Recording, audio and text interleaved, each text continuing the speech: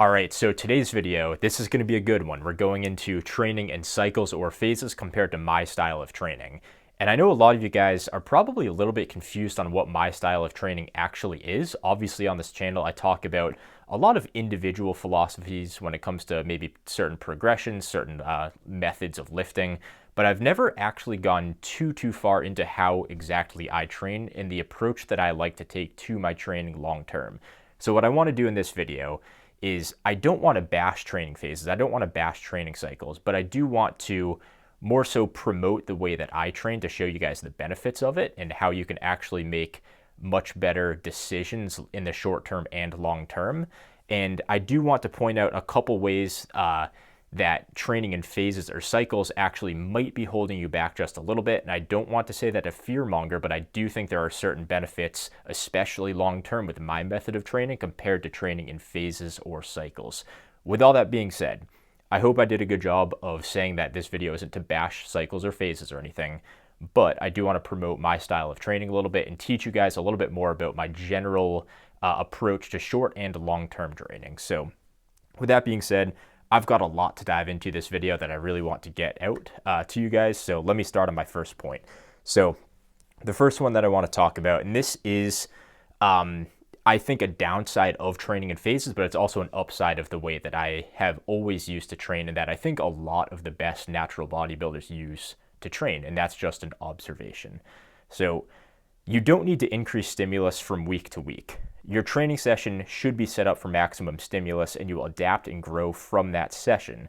As you adapt, your performance will slowly increase. You will eventually be able to do more reps on each lift with the exact same level of effort, and that's key, proving that muscle is being built. So I'm not saying that increasing a training variable, increasing the stimulus from week to week is necessarily a bad thing. But at the end of the day, I think it distracts you from what the most important thing is in your training program, which is the training program. It's session to session, it's effort and it's variables slowly being optimized for what is actually best for you that you get the most results from. I think with these training phases, you are constantly distracted by increasing variables in other ways. And when you have preset progressions that you're going to hit in your program, a lot of the time what happens is it's hard to tell the difference of an actual progression and a non-progression. So let's say the progression that I want to add into my training is, all right, so week one, I'm going to start at lat pull downs, 160 pounds for 3 sets of 10. Next week's going to be 165 pounds for 3 sets of 10, and then 170 pounds for 3 sets of 10.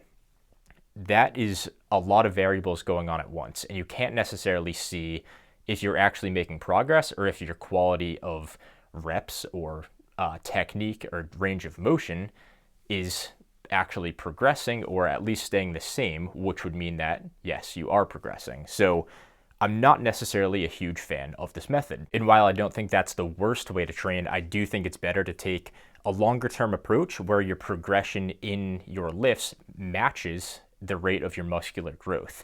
And more on that in my next couple points, but let me dive into the next one right here. So the next one I want to talk about, and this is something that a lot of people talk about, and this is just something that I personally have to disagree with, just based on personal experience and observing some of the best natural bodybuilders. And this is going to be that lifts don't magically lose stimulus. A lot of people think that you have to constantly rotate a lift once it's plateaued, or you have to train in phases and deload and basically train sub-maximally to like detrain yourself and then progressively overload from there to retrain yourself. And I don't think that a lift just slowly starts to lose stimulus over time.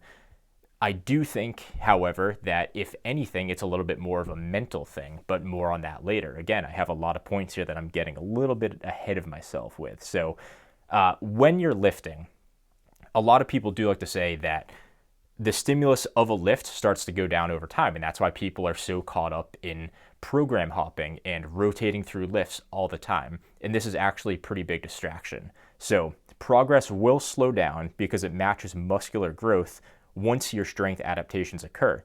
In my opinion, if your muscle growth from a lift is stalling, it's more mental than it is physical. And that's okay, but we need to recognize the difference. Couple points to dive into here. So let's see. The first one is going to be, let's dive into the mental versus the physical adaptations from a lift. So I think if you are not making progress from a lift because you've had it in your program for too long, I don't think that's a physical thing. Like, I don't think if you apply the same mindset and effort to the same lift that it just magically loses stimulus, because it doesn't really make a whole ton of sense.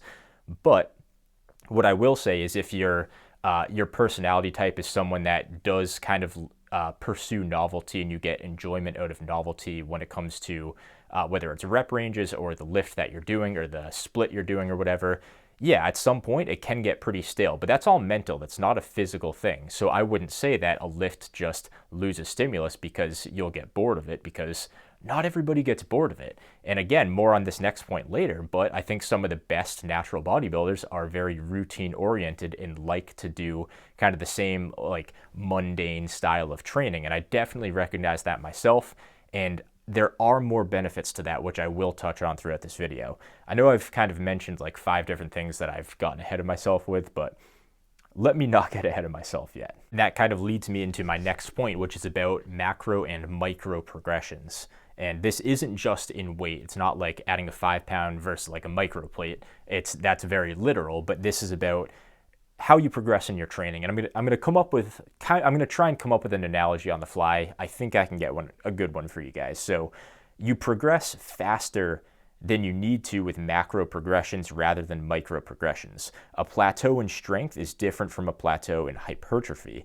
Hypertrophy adaptations come from volume accumulation and result in progressive overload. Training for strength must be managed differently because of fatigue management. So with strength, the only thing that matters is the number. And basically, if let's say you can't add that 5, that 10, that 20 pounds to a certain lift or to your total in powerlifting, it doesn't matter how close you were to actually adding that weight, you still failed it and you're still going to potentially lose the meet or at least lose your placing because you didn't actually achieve that 20 pounds on your deadlift. Let's say you only get 19.9 pounds. That doesn't matter because it's not the 20 pounds that you shot for. When it comes to hypertrophy, it's a little bit of a different game. And the reason for that is because bodybuilding is ultimately what it comes down to, an optimized program where your goal is to accumulate work, your goal is to accumulate volume. The more sets that you can stack into your training log and the more sets that you can write down and check off that you got done, the bigger you're gonna get. And a lot of people are gonna say, no, well, volume, like you can't just keep doing volume because then it's gonna turn into junk volume. And no, junk volume isn't volume, that's junk volume. So what I'm talking about here is actual legit volume. If you're at a point where your volume is junk volume, that's not volume, that's junk volume. So I have talked about that in one of my more recent videos. If you haven't seen my volume videos, I definitely recommend you checking them out. But with all that being said, macro progressions in a short period of time are going to be severely impacted by variables that don't necessarily matter for bodybuilding. The example that I'm going to give right now is going to be fatigue and fatigue management. When you're making big jumps in your training, you have to be able to perform that given session. And when you're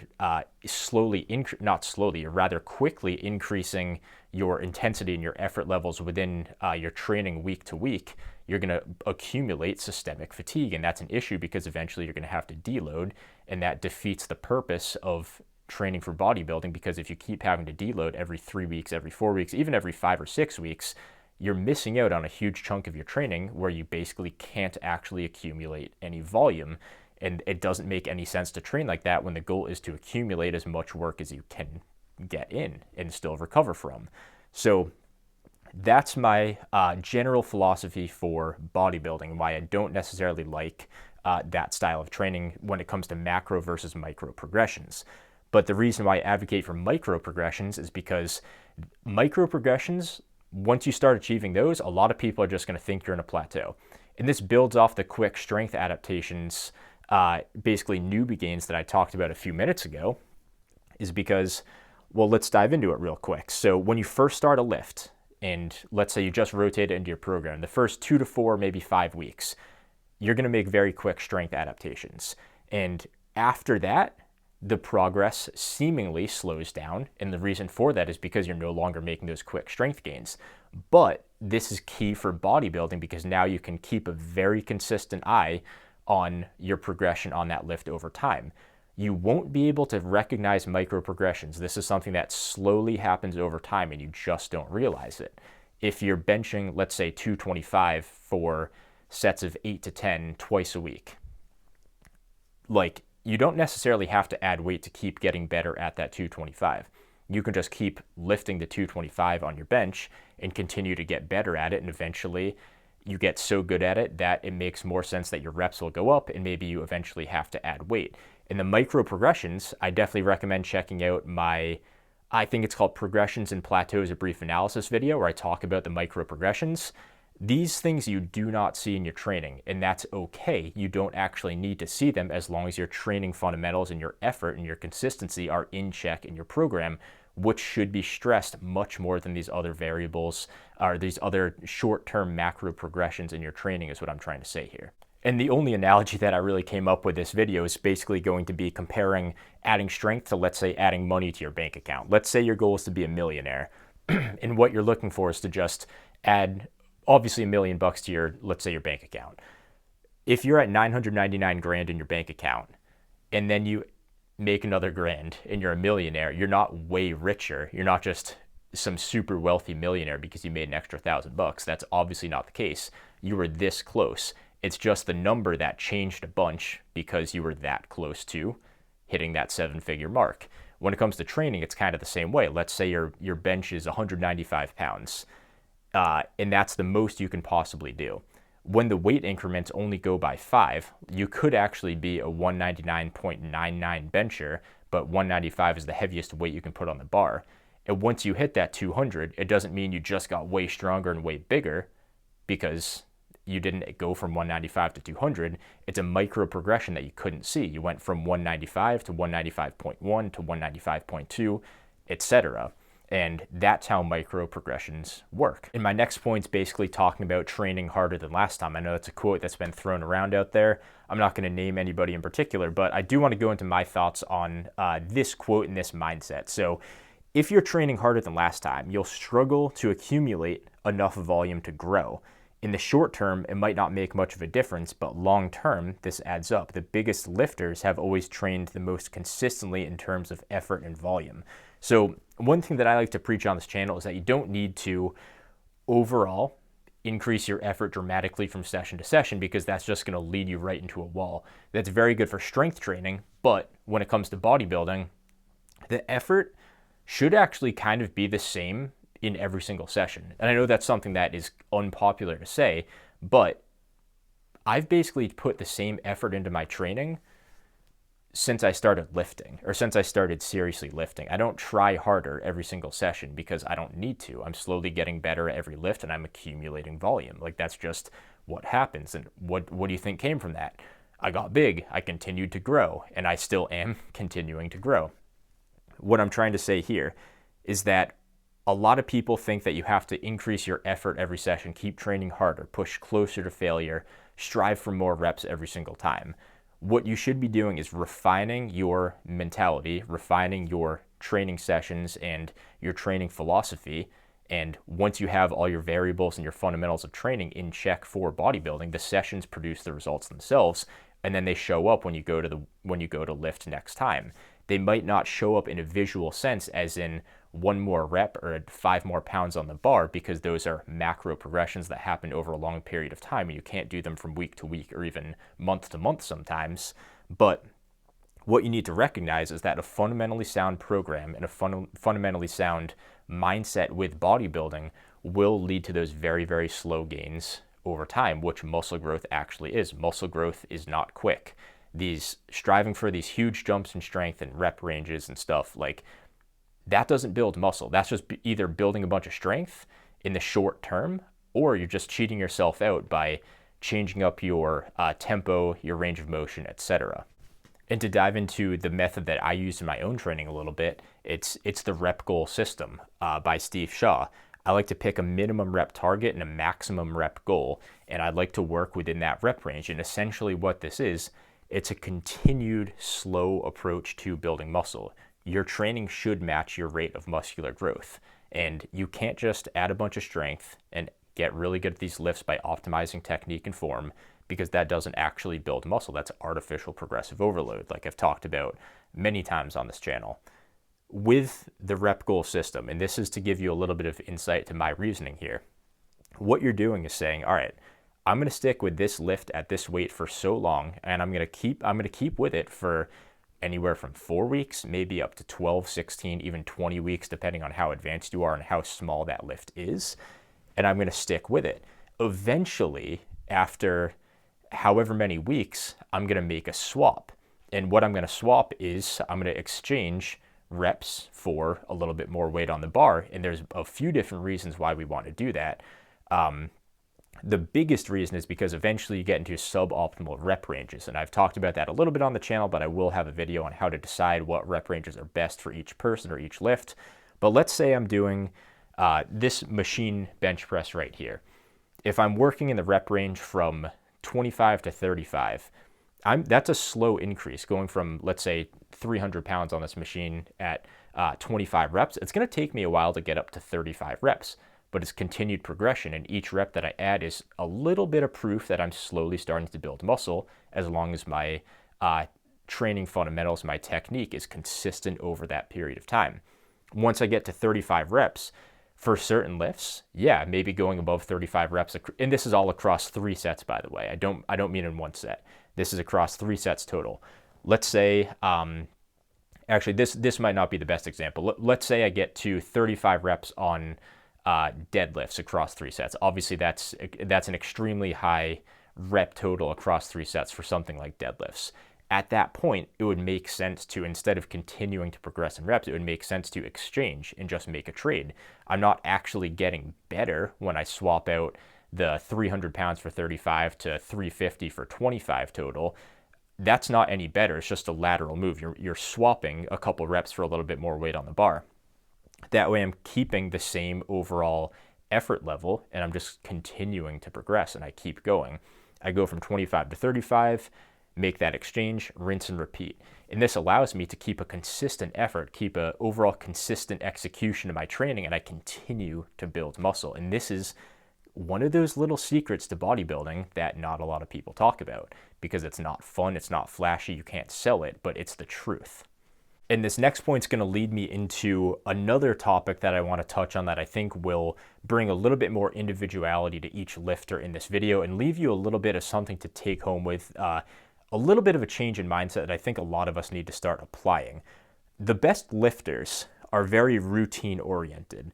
I'm mainly referring to natural bodybuilders. So you look at even just the guys on YouTube, like a lot of us or a lot of them are very routine oriented. It's kind of the same thing day in, day out. You don't see a whole ton of change unless they're purposely experimenting with something else, which is a very good thing to do in your training, by the way. If progress is going well and you're satisfied with where you're at, go for it. Try some stuff out, experiment. Your lifting journey is better than any study out there. You will learn so much more through personal experience because the studies, they're not studying you and you are. You're paying much more attention to detail and you know your variables. These best lifters, the best natural bodybuilders, they have their training down to the most customized and tailored plan to themselves. When you're always changing larger variables in your training, it makes it more difficult to assess both small and large variables in your program to ultimately refine as needed. Perfection isn't necessary, but striving to build the program that's best for you is always a good path. One thing you'll notice, and again, to touch on some of the best lifters, they know exactly what works for them, and that comes from consistency over time. And this doesn't have, at this point in the video, this doesn't even have that much to do with training phases or cycles. This is just about the approach that I like to take. I like to keep everything the same and refine my training to the point where I can get every session and my mindset to be in the highest stimulus that I possibly can. Obviously something that I can consistently recover from and train in the gym, but keep it as high stimulus as I can so I can continue to grow and continue to adapt to those training sessions and build muscle and accumulate volume. And when everything is the same, it makes it extremely easy to notice certain things that need to be refined or need to be changed. And when you're constantly rotating lifts and changing weights and rep ranges and tempos and all these other variables, it makes it tough to actually assess what's going wrong in your training if something is going wrong. And I'm not necessarily saying that's a bad thing, but I think that's more of a benefit to my style of training because it makes it easy to actually see when something's going wrong.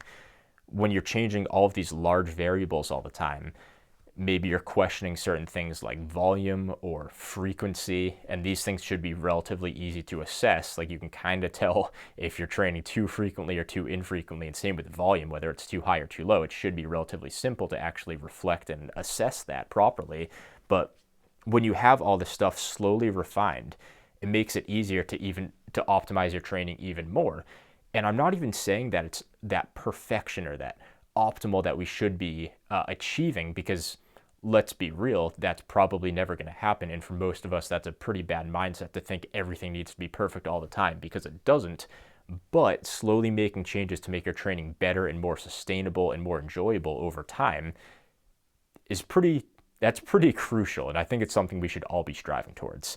But with all that being said, my next point is that going back to the training phases or cycles, and there are different ways to train in phases or cycles, but this is more so talking about one where you're rotating lifts relatively frequently. It's that you waste time learning new movements. It can take a while to learn a new movement, and there's no point in spending time learning new movements every 3, 8, or 12 weeks because your volume quality is going to be lower on the first few weeks of using a new lift before you master it. Once you have that lift down, the last thing you should do is rotate it out or change the way that you execute it. When you introduce a new lift to your program, the first few weeks that lift is in your program, it's not the best quality volume. The best volume that you're getting is from lifts that you've already kind of adapted to in terms of technique and in terms of strength. I wouldn't recommend constantly rotating lifts because, again, you're just reaping a bunch of strength adaptations, and it feels good because you're seeing your strength go up, but that's not a guarantee that you're building muscle, and it makes it more difficult to assess. And I know I talked about that earlier in the video, so I do want to go through this point rather quickly, I guess. To summarize this, don't be afraid to keep a lift in your program. It might be a little bit slower, it might not be as fun or as flashy, but there are a ton of benefits once those initial strength adaptations start to go away. Keep lifts that you like in your program, and you don't have to see these major changes every time you hit that session, every week, every 2 weeks, or whatever it is. So next point, if you're trying to make it more difficult to perform every week, you're basically driving yourself into a plateau as fast as you can. In my opinion, your effort level shouldn't be a variable that changes over time. The reason I believe this is because when your effort level varies, it adds another unnecessary variable to your training that can affect your assessment of your training and your progress. So this goes into a couple different things here. So when you're manipulating your effort level, you're either starting too far away from a high effort and hoping that you have that room for growth where you can just do a couple more reps because you're purposely holding yourself back at the start of a training phase or a training cycle. This isn't the best way to train for hypertrophy because you're not going all out. You're holding back. And even like mentally, when you know you have to hold back, you're not going to put the most effort into that. So ultimately, it's almost like a deload week, like those first couple weeks of training. Even if you do start training pretty hard, you don't have a whole ton of room for growth from there if you're trying to increase your effort, because you're just going to make lateral moves. Whether you add weight, you're just going to decrease reps, or whether you increase your total reps, you're taking away from your rep quality for each rep that you're doing for that set. You waste time training submaximally at the start of each training phase. You never want to train submaximally if hypertrophy is your goal, because proximity to failure is crucial in hypertrophy training. So when you take hypertrophy training, you want your effort level to be very consistent. And when you take a training phase where it starts skewed way low and then it ends up skewed way high, it doesn't matter if you start at where you should be and end up training way harder than you should be, or if you start submaximal and end up optimal. You want to be in this middle portion the entire time and keep that consistent. You don't want, if you're like this and you're starting down here, to end up in that optimal range. All this time is suboptimal. And same thing here. If you're training too hard towards the end of the program, you're just building up unnecessary fatigue that you don't need to have. And that's why I like the more consistent effort approach, where the variables slowly start to build up over a long period of time. Another thing about these phases is that it pushes a strength and performance oriented mindset. And yes, this one's definitely subjective, but when training for hypertrophy, you want to focus on effort and execution rather than trying to apply more effort than last time. And this is one of those things where 100%, I admit, this one's definitely very subjective. But I think one of the most important things to bodybuilding is embracing that monotony and embracing kind of like almost the boringness of it and that like routine consistency. That's one of the secrets, because ultimately that's what bodybuilding is always going to be. You're never going to be adding 5 pounds to the bar every single week. You can't get caught up in these short-term strength PRs that are just going to distract you from hypertrophy training. It's best to embrace that your training is going to be very, very similar for a long period of time, aside from those small refinements, whether it's adding a little bit of volume every now and then over the long period of time, or tweaking your technique on certain lifts, or even rotating a couple lifts in and out. All that stuff's fine, but it's like a 1% attrition and 1% addition every now and then, and that's totally fine. But it's good to embrace the routine of it, because then you can optimize and perfect the routine. And that's kind of just what bodybuilding is. Isolation lifts need maximal effort. There's no point in purposely sub-maximally training an isolation lift for the sake of allowing room for progression. This is another issue where if you have set progressions for an isolation lift, this doesn't make a whole ton of sense, because isolations, they should always be pretty consistent in terms of effort and proximity to failure. Let's say you take a compound lift, let's say squat, bench, or deadlift, for example. With those lifts, let's say for bench press, you're training at an RPE 7 or 8. So you're leaving 2 or 3 reps in the tank. Technically, yeah, you do have room to overload that lift. But the problem with it is when you're doing that with isolation lifts and you're leaving 2 or 3 reps in the tank on an isolation lift, that's junk volume. You're not actually getting anything out of that unless you're a total beginner. It makes no sense to train that for isolation lifts. And I'm not even saying that guys that train in these phases do that with their isolation lifts, but I would avoid doing this with isolation lifts. Those are going to be very, very slow, very long-term progressions. And the last point that I want to leave you guys with for this video is going to be muscle building is much more linear than strength building. When you're building strength, one of the biggest variables is going to be the manipulation of systemic fatigue. That's why you have to deload so frequently. When you add a bunch of weight really quick, it builds up a bunch of fatigue and you have to deload, and then you can train submaximally and still build strength. You can manipulate your effort, you can manipulate your fatigue, and it fluctuates a ton. And that's what strength training is, and there's nothing wrong with that. But when it comes to muscle building, it needs to be a little bit more linear. Muscle building, like, it's linear. When you're fatigued, you don't lose muscle mass. When you're fatigued, you do lose strength. So that's something that not a whole ton of people talk about that I do want to bring to light a little bit. Muscle building, it's okay to train whether you're perfectly fresh every session, or you're a little bit fatigued, or even a moderate amount of fatigue in each session. It's a consistent level of fatigue, because you should be focusing more on, get as much local fatigue as you can in that muscle. Obviously, you're not just trying to tire it out for the sake of tiring it out, but training it optimally will fatigue the muscle locally for sure. But you also want to avoid systemic fatigue, and especially rapid systemic fatigue buildup, so you don't have to deload all the time. That's one of the biggest points that not a lot of people talk about. Muscle building is very linear. You don't just lose muscle when your strength goes down due to fatigue or rotating lifts, and you don't build up a bunch of muscle when your strength rapidly increases. So strength will fluctuate a ton. The muscle mass that you have on your frame barely fluctuates at all. It pretty much stays exactly the same. There are certain things that can fluctuate how your muscles appear, like hydration or diet for sure, but those aren't actual fluctuations in your muscle mass. That's just a fluctuation in a couple other variables that just change the way that your muscle appears or feels. So with all that being said, this has been an extremely long video, so I'm going to leave you guys with that. I appreciate it if you watched the whole thing, but let me know if you guys have any questions.